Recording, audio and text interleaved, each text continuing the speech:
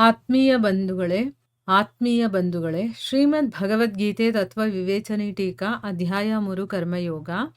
ಇದರಿಂದ ಇವತ್ತು 31ನೇ ಶ್ಲೋಕವನ್ನು ತಿಳ್ಕೊಳ್ಳೋಣ. ಶ್ಲೋಕ 31. ಏಮೇ ಮತಮಿದಂ ನಿತ್ಯಂ ಅನುತಿಷ್ಠಂತಿ ಮಾನವಾಃ ಶ್ರದ್ಧಾವಂತೋ ನ ಸೂಯಂತಹ ಮುಚ್ಯಂತೆ ತೇಪಿ ಕರ್ಮಭಿಃ. ಅನುವಾದ: ಯಾವ ಮನುಷ್ಯರು ದೋಷ ದೃಷ್ಟಿರಹಿತರಾಗಿ ಮತ್ತು ಶ್ರದ್ಧಾಯುಕ್ತರಾಗಿ ನನ್ನ ಈ ಸಿದ್ಧಾಂತವನ್ನು ಸದಾ ಅನುಸರಣೆ ಮಾಡುತ್ತಾರೋ ಅವರೂ ಕೂಡ ಸಂಪೂರ್ಣ ಕರ್ಮಗಳಿಂದ ಬಿಡುಗಡೆ ಹೊಂದುತ್ತಾರೆ. ಇದು ಶ್ಲೋಕ ಮತ್ತೆ ಅದರ ಅನುವಾದ. ಈಗ ಇದನ್ನು ಅರ್ಥ ಮಾಡ್ಕೊಳ್ಳೋದಕ್ಕೆ ಪ್ರಯತ್ನ ಮಾಡೋಣ. ಭಗವಂತ ಅರ್ಜುನನಿಗೆ ಶ್ರೇಯಸ್ಸಿನ ಮಾರ್ಗಕ್ಕೆ ಕರ್ಕೊಂಡೋಗುವಂತಹ ನಿಶ್ಚಿತವಾದಂತಹ ಸಾಧನೆಯನ್ನು ತಿಳಿಸ್ತಾ ಅವನಿಗೆ ಯುದ್ಧ ಮಾಡು ಅಂತ ಈಗ ಆಜ್ಞೆಯನ್ನು ಕೊಡ್ತಾನೆ. ಅಂದರೆ ನೀನು ಸಂಪೂರ್ಣ ಕರ್ಮಗಳನ್ನು ಕೂಡ ನನಗೆ ಅರ್ಪಣೆ ಮಾಡಿ ಆಶಾರಹಿತನಾಗಿ, ಮಮತಾರಹಿತನಾಗಿ ಮತ್ತೆ ಸಂತಾಪರಹಿತನೂ ಕೂಡ ಆಗಿ ನೀನು ಯುದ್ಧ ಮಾಡು ಅಂತ ಅವನಿಗೆ ಆಜ್ಞೆಯನ್ನು ಕೊಡ್ತಾನಲ್ವಾ. ಈಗ ಆ ರೀತಿ ಮಾಡೋದ್ರಿಂದ ಏನೋ ಒಂದು ಫಲ ಬರುತ್ತಲ್ವಾ, ಅದರ ವರ್ಣನೆಯನ್ನು ಮಾಡ್ತಾ ಇದ್ದಾನೆ. ಈಗ ಆಶಾರಹಿತನಾಗಿ, ಮಮತಾರಹಿತನಾಗಿ, ಸಂತಾಪರಹಿತನಾಗಿ ನನ್ನಲ್ಲಿ ಎಲ್ಲ ಕರ್ಮಗಳನ್ನು ಅರ್ಪಣೆ ಮಾಡಿ ಅಂಥ ಚಿತ್ತವನ್ನು ಇಟ್ಕೊಂಡು ನೀನು ಯುದ್ಧ ಮಾಡೋದ್ರಿಂದ ಏನು ಫಲ ಸಿಗುತ್ತೆ ಅನ್ನೋದನ್ನ ಈಗ ಭಗವಂತ ವರ್ಣನೆ ಮಾಡ್ತಾ ಇದ್ದಾನೆ. ಈ ಶ್ಲೋಕದಲ್ಲಿ ಏನು ಹೇಳ್ತಾನೆ ಅಂತಂದರೆ, ಯಾವ ಮನುಷ್ಯರು ದೋಷ ದೃಷ್ಟಿರಹಿತರಾಗಿ, ಅಂದರೆ ಅವರು ನನ್ನಲ್ಲಿ ಯಾವುದೇ ದೋಷಗಳನ್ನು ನೋಡದೆ ಶ್ರದ್ಧೆಯಿಂದ ನನ್ನ ಈ ಒಂದು ಸಿದ್ಧಾಂತವನ್ನು ಸದಾ ಅನುಸರಣೆ ಮಾಡ್ತಾರೋ, ಅಂದರೆ ನಾನು ಏನು ಹೇಳಿದ್ನೋ ಇದನ್ನೆಲ್ಲ ಅವರು ಅನುಸರಣೆ ಮಾಡ್ತಾರೋ ಅವರೂ ಕೂಡ ಎಲ್ಲ ಕರ್ಮಗಳಿಂದ ಬಿಡುಗಡೆ ಆಗ್ತಾರೆ.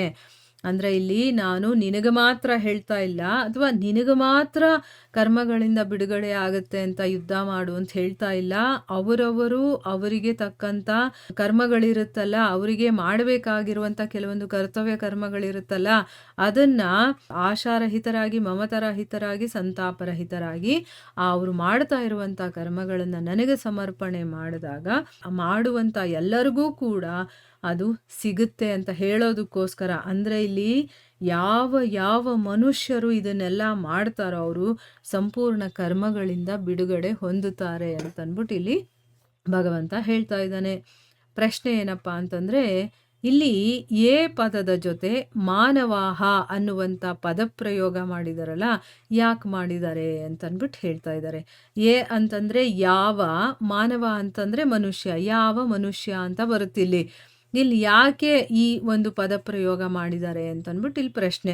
ಉತ್ತರ ಏನು ಅಂತಂದರೆ, ಇದನ್ನು ಪ್ರಯೋಗ ಮಾಡಿ ಭಗವಂತ ಏನು ಹೇಳಕ್ಕೆ ಹೊರಟಿದ್ದಾನೆ ಅಂತಂದರೆ, ಈ ಸಾಧನೆ ಅನ್ನೋದು, ಅಂದರೆ ಈ ಹಿಂದೆ ಹೇಳಿದ್ನಲ್ಲ ಭಗವಂತ ಸಾಧನೆ ಯಾವ ರೀತಿ ಮಾಡಬೇಕು ಅಂತಂದ್ಬಿಟ್ಟು, ಅಂದರೆ ನನ್ನಲ್ಲೇ ಚಿತ್ತ ಇರಬೇಕು, ಎಲ್ಲ ಕರ್ಮಗಳನ್ನು ನನಗೆ ಅರ್ಪಣೆ ಮಾಡಿ ಆಶಾರಹಿತ, ಮಮತಾರಹಿತ, ಸಂತಾಪರಹಿತನಾಗಿ ನಾವು ಕೆಲಸಗಳನ್ನು ಮಾಡಬೇಕು ಅಂತ ಹೇಳಿದಾನಲ್ಲ. ಈ ಸಾಧನೆ ಅನ್ನೋದು ಯಾವುದೋ ಒಂದು ವಿಶೇಷ ಜಾತಿಯವ್ರಿಗೋಸ್ಕರ ಅಥವಾ ವಿಶೇಷ ವ್ಯಕ್ತಿಗಳಿಗೋಸ್ಕರ ಅಥವಾ ಯಾವುದೋ ಒಂದು ಪಂಗಡದವರಿಗೆ ಸೀಮಿತವಾಗಿಲ್ಲ. ಇದು ಚೆನ್ನಾಗಿ ಅರ್ಥ ಮಾಡ್ಕೋಬೇಕು ನಾವು. ಶಾಸ್ತ್ರಗಳಲ್ಲಿ ಹೇಳಿರೋದು ಬರೀ ಬ್ರಾಹ್ಮಣರಿಗೆ ಅಂತ ನಾವು ಅಂದ್ಕೊಂಡ್ಬಿಡ್ತೀವಿ. ಅದಲ್ಲ, ಶಾಸ್ತ್ರಗಳಿರೋದು ಪ್ರತಿಯೊಂದು ಜೀವಿಗಳಿಗೂ ಕೂಡ, ಅದರಲ್ಲೂ ವಿಶೇಷವಾಗಿ ಮನುಷ್ಯರಿಗೋಸ್ಕರ ಇರುವಂಥದ್ದು. ಯಾಕಂದರೆ ನಾವು ಇದರಲ್ಲಿ ಕರ್ಮವನ್ನು ಮಾಡೋದ್ರಿಂದ ಈ ಮನುಷ್ಯ ಒಂದು ಜನ್ಮದಲ್ಲಿ ಮಾಡಿ ನಾವು ಊರ್ಧ್ವ ಲೋಕಗಳಿಗೂ ಹೋಗ್ಬೋದು, ಅಧೋಲೋಕಗಳಿಗೂ ಹೋಗ್ಬೋದು. ಅದಕ್ಕೋಸ್ಕರ ಇಲ್ಲಿ ಹೇಳ್ತಾ ಇದ್ದಾನೆ ಭಗವಂತ ಸ್ವಯಂ ಹೇಳಿದಾನೆ ನೋಡಿ, ಇದು ಯಾವುದೋ ಒಂದು ವಿಶೇಷವಾದಂಥ ಜಾತಿ ಪಂಗಡ ಅಥವಾ ವ್ಯಕ್ತಿಗೋಸ್ಕರ ಸೀಮಿತವಾಗಿರುವಂಥದ್ದಲ್ಲ. ಇದರಲ್ಲಿ ಎಲ್ಲ ಮನುಷ್ಯರಿಗೂ ಕೂಡ ಅಧಿಕಾರ ಇದೆ. ಪ್ರತಿಯೊಂದು ವರ್ಣ, ಆಶ್ರಮ, ಜಾತಿ ಮತ್ತು ಸಮಾಜದ ಮನುಷ್ಯ ಕೂಡ ತನ್ನ ಕರ್ತವ್ಯ ಕರ್ಮಗಳನ್ನು ಮೇಲೆ ಹೇಳಿರುವ ಪ್ರಕಾರ ನನ್ನಲ್ಲಿ ಸಮರ್ಪಣೆ ಮಾಡಿ ಈ ಸಾಧನೆಯ ಅನುಷ್ಠಾನವನ್ನು ಮಾಡಬಹುದು ಅಂತಂದ್ಬಿಟ್ಟು ಹೇಳಿದ್ದಾನೆ. ನೋಡಿ, ಭಗವದ್ಗೀತೆಯಲ್ಲಿ ಭಗವಂತ ಈ ವಿಷಯದ ಬಗ್ಗೆ ಕೂಡ ಹೇಳಿದ್ದಾನೆ. ಯಾಕೆ ಅಂತಂದರೆ ನಮಗೆ ಕೆಲವರಿಗೆ ಶೂದ್ರರು ಮಂತ್ರಗಳನ್ನು ಪಠನೆ ಮಾಡಬಾರ್ದು ಅಥವಾ ಭಗವಂತನ ದೇವಸ್ಥಾನಕ್ಕೆ ಹೋಗಬಾರ್ದು. ಆಗೆಲ್ಲ ಕನಕದಾಸರು ಅವರೆಲ್ಲ ಇದ್ದಾಗ ತುಂಬ ಜಾತಿಗಳ ಬಗ್ಗೆ ಮಾತಾಡ್ತಾ ಇದ್ರು, ಆ ರೀತಿ ನಡ್ಕೊಳ್ತಾ ಇದ್ರು. ಮೇಲ್ಜಾತಿ ಕೀಳ್ಜಾತಿ ಅನ್ನೋದೆಲ್ಲ ಇರ್ತಿತ್ತು. ಅದಕ್ಕೋಸ್ಕರನೇ ಭಗವದ್ಗೀತೆ ಅನ್ನೋದು ಎಲ್ಲ ಕಾಲಕ್ಕೂ ಎಲ್ಲರಿಗೂ ಬೇಕಾಗಿರುವಂಥದ್ದು. ಇದರಲ್ಲಿ ಭಗವಂತ ಹೇಳಿದ ನೋಡಿ, ನನ್ನ ಹತ್ರ ಬರೋದಕ್ಕೆ ಅವ್ನು ಶೂದ್ರ, ಇವನು ಬ್ರಾಹ್ಮಣ, ಆ ರೀತಿ ಏನೂ ಇಲ್ಲಪ್ಪ. ಯಾರು ನಾನು ಹೇಳಿದ ಮಾತನ್ನು ಕರೆಕ್ಟಾಗಿ ಫಾಲೋ ಮಾಡಿಕೊಂಡು ಅದನ್ನು ಅನುಸರಣೆ ಮಾಡ್ತಾರೋ ಅವರು ನನ್ನ ಹತ್ರ ಬಂದು ತಲುಪ್ತಾರೆ. ಆ ಸಾಧನೆ ಅನ್ನೋದು ಎಲ್ಲರೂ ಮಾಡಬಹುದು ಅಂತ ಇಲ್ಲಿ ಭಗವಂತ ಹೇಳಿಬಿಟ್ಟಿದ್ದಾನೆ. ನಾವು ಯಾರನ್ನು ಕೇಳೋ ಅವಶ್ಯಕತೆಯೂ ಇಲ್ಲ. ಇಲ್ಲಿ ಗಂಡಸರೇ ಮಾಡಬೇಕು, ಹೆಂಗಸರು ಮಾಡಬಾರ್ದು ಅದನ್ನು ಹೇಳಿಲ್ಲ ನೋಡಿ. ಯಾವುದೇ ವರ್ಣಾಶ್ರಮ ಜಾತಿ ಏನೇ ಆಗಿರಲಿ, ನಮ್ಮ ಕರ್ತವ್ಯ ಕರ್ಮಗಳನ್ನು ಭಗವಂತನಿಗೆ ಮಾಡ್ತಾ ಅದನ್ನು ಭಗವಂತನಿಗೆ ಸಮರ್ಪಣೆ ಮಾಡಬೇಕು. ಅದರಲ್ಲಿ ನಮಗೆ ಆಸೆ ಇರಬಾರ್ದು, ಮಮತೆ ಇರಬಾರ್ದು, ಮತ್ತು ಮಾಡೋಕ್ಕಾಗಲಿಲ್ವಲ್ಲ ಅಥವಾ ಅವ್ರಿಗೆ ಹಿಂಗಾಗೋಯ್ತು ಹಂಗಾಗೋಯ್ತು ಅನ್ನೋ ಒಂದು ಸಂತಾಪ ಕೂಡ ಇರಬಾರ್ದು.